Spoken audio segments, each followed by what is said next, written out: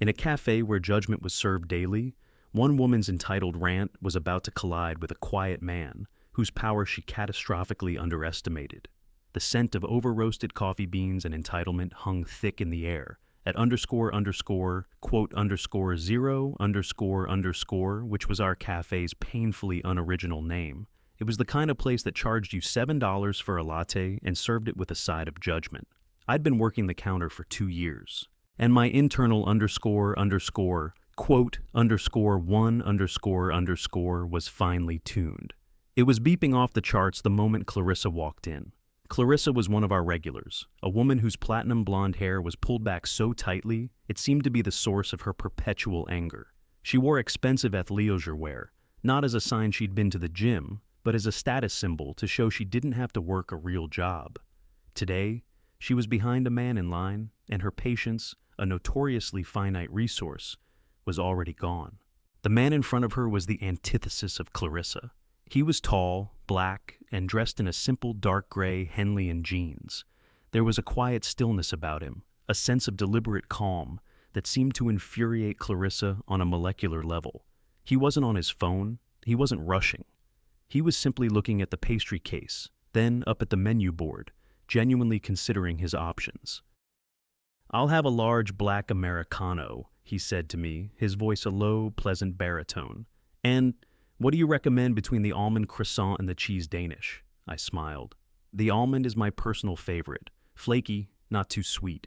He nodded thoughtfully. "Almond croissant it is then. Thank you." He then pulled out his wallet, but paused. "Actually, one more question.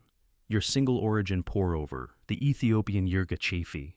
What are the tasting notes on that?" This was it. The spark that lit Clarissa's fuse. I saw her jaw clench from 10 feet away. Quote seven underscore, she hissed, loud enough for the entire cafe to hear. The man glanced back at her, a flicker of surprise in his eyes, before turning back to me, waiting for my answer. Quote eight underscore, I started, trying to speak quickly.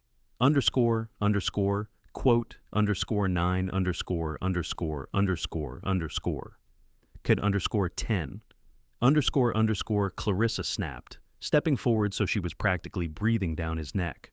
Quote 11 The man turned to face her fully. He didn't look angry, just observant. He gave her a calm, level look that seemed to make her even angrier. "Ma'am, I'll only be another moment." "A moment you're wasting," she sneered, her eyes sweeping over his simple clothes. "I'm sure whatever you're doing can wait. I have a 10 a.m. Pilates class, and my instructor charges for being late." She looked him up and down again, a smirk playing on her lips. "Maybe if you're having trouble deciding, you should just stick to the drip coffee. It's probably more in your budget anyway." The air went cold. The subtext was so thick you could cut it with a knife. A few other customers shifted uncomfortably. I felt my face flush with secondhand embarrassment and anger. I opened my mouth to say something to defend him, but my manager, David, suddenly appeared at my shoulder, his face pale. He always avoided confrontation, especially with big-spending regulars like Clarissa. The man simply held her gaze for a second longer, a profound disappointment in his eyes. Then he turned back to me, his calm demeanor unbroken. "I'll just take the Americano and the croissant.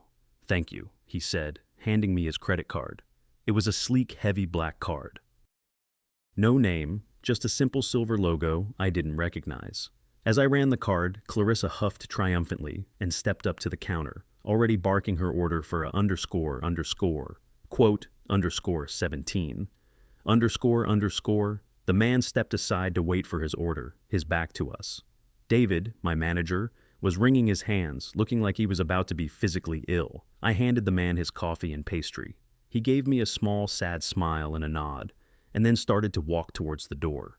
That's when David moved. He practically sprinted from behind the counter, bypassing Clarissa completely.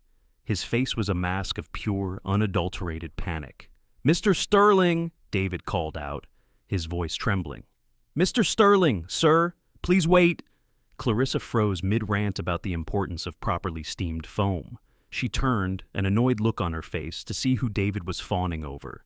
The man, Mr. Sterling, stopped at the door and turned around. He looked at David, his expression unreadable. David skidded to a halt in front of him, bowing his head slightly. "Sir, I am so sorry. I had no idea you were coming to this location today. Please, allow me to apologize for the wait you experienced." Clarissa's jaw hung open. She looked from my terrified manager to the man in the simple Henley. Her perfectly tanned face began to lose its color, draining away like sand in an hourglass, as a dawning, horrifying realization began to flicker in her eyes. "Mister!" Sterling looked at my flustered manager, a small, weary smile on his face. "It's all right, David.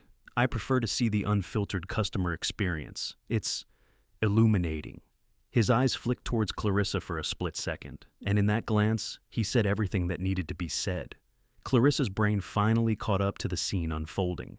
The name Sterling clicked into place with the quiet, understated logo on the black credit card, the Sterling Hospitality Group, the massive multinational corporation that owned dozens of high-end hotel chains, five-star restaurants, and, as of a recent acquisition 6 months ago, the entire Daily Grind coffee franchise.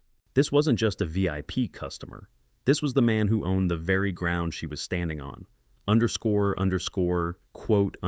24, Clarissa breathed, her voice a strangled whisper.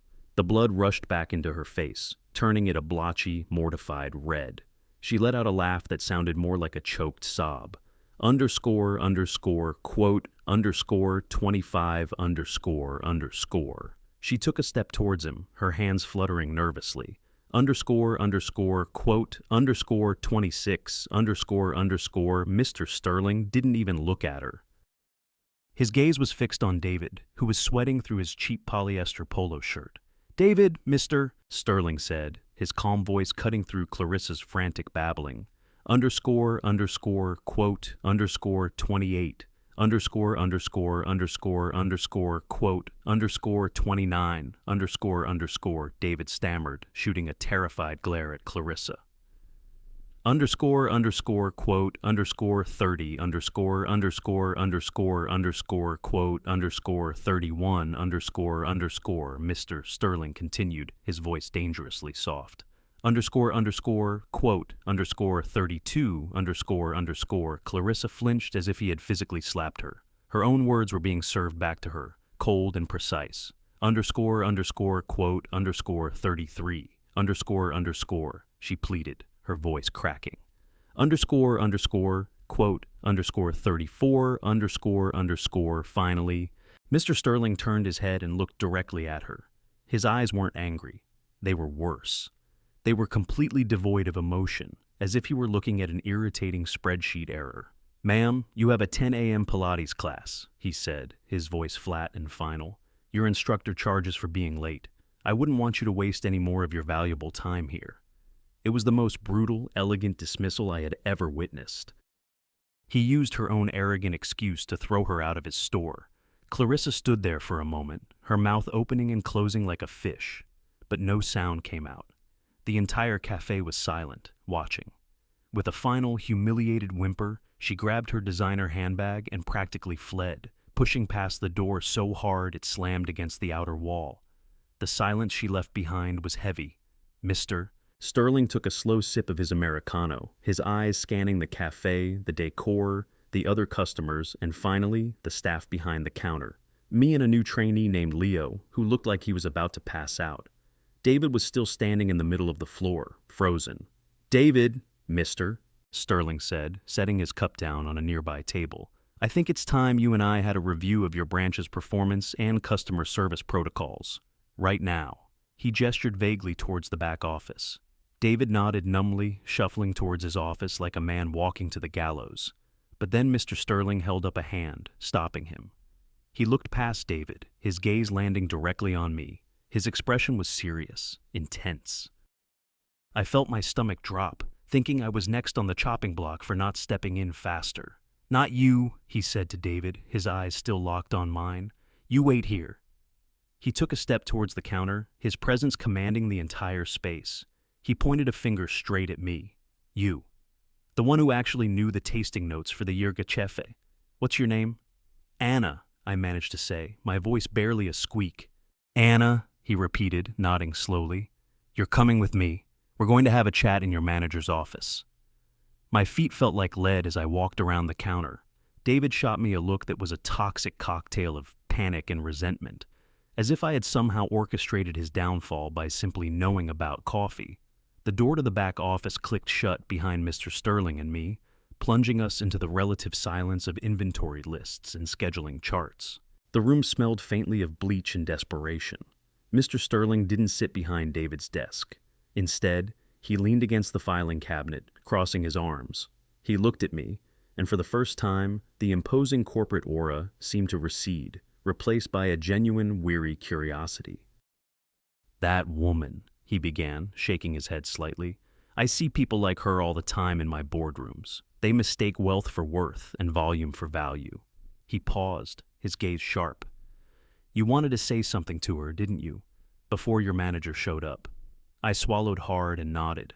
"Yes, sir. It was wrong. What she said, how she treated you. Why didn't you?" It wasn't an accusation, just a question. I took a deep breath, deciding that honesty was my only play. Quote, _50, ___. He listened intently, his expression unreadable. For a long, tense moment, he was silent. I thought I'd sealed my fate, admitting weakness and cowardice to the CEO. "You answered my questions about the coffee," he said, finally changing the subject. "You were polite, you were knowledgeable. You treated me like a customer, not like an obstacle or an inconvenience, not like a stereotype." He gestured towards the door. "My franchise managers are supposed to embody the values of this company: hospitality, respect, quality. David out there failed on all three counts today. He fostered an environment where a customer like Clarissa felt empowered to act that way. I and a staff member like you felt too intimidated to do the right thing." He pushed himself off the cabinet and walked towards the desk, picking up a blank piece of paper and a pen. "I'm not looking for employees who are just trying not to get fired, Anna. I'm looking for people who actually care about the product and the experience. People who have passion but are stuck in a system that stifles it." He started writing on the paper. "David's tenure as manager of this location is over, effective immediately." My jaw dropped. "I'm flying in a regional director to handle the transition tomorrow," he continued, not looking up from his writing. "But in the interim, I need someone to run this store, someone who knows the difference between Yirgacheffe and burnt beans." He stopped writing and looked up at me, a ghost of a smile on his lips. He slid the paper across the desk. It wasn't a termination notice. It was a name and a phone number. Quote, _58, he said. Quote, _59, I stared at the paper, then back at him, utterly speechless. "Manager? Me? Quote, _60, I stammered. Quote, _61, he said simply. Quote, _62, He walked to the door and paused, his hand on the knob. Quote, _63, He opened the door and walked out, leaving me in the silent office. I could hear his calm voice speaking to David, a conversation that sounded brief and brutally final. A moment later, I watched through the office window as David packed his personal effects into a small cardboard box, his face ashen. He didn't even look at me as he left. When I finally walked back out to the counter, the afternoon rush was starting. The few customers who had witnessed the drama were gone, replaced by a fresh wave of people wanting their caffeine fix. Leo, the trainee, looked at me with wide, terrified eyes. I took a deep breath, the paper with Eleanor Vance's number clutched in my hand. I looked around at the cafe. My cafe. "All right, Leo," I said, my voice steadier than I ever thought possible. "Let's start by brewing a fresh pot of the Yirgacheffe, and from now on, we treat every single person who walks through that door with respect. No exceptions." He nodded eagerly.